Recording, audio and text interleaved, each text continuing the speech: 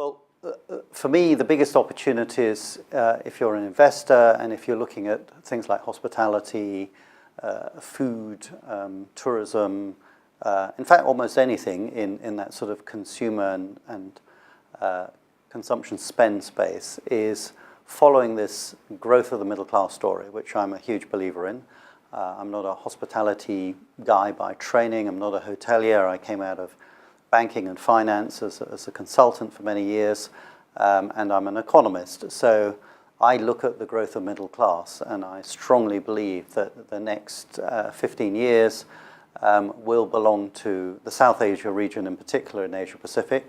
The last 15 years has been a North Asia story. As we all know, the growth of China and Chinese discretionary income and the growth of a Chinese middle class that everybody in the world now is experiencing because they're traveling en masse, showing what middle class do when they have money. They travel, they spend in F&B, they go to hotels, and that's why I like hospitality and F&B.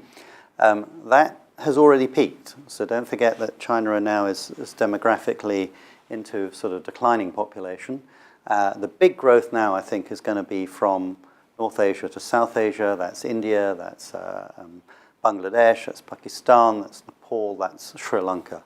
Of those, my belief is some of the most attractive opportunities are in Sri Lanka because it's going to be like the sort of Singapore of South Asia, and also Bangladesh. I think Bangladesh is very exciting. It's coming off a low base, got a strong population, less complicated than India, and if you're an outside investor, I prefer that to India.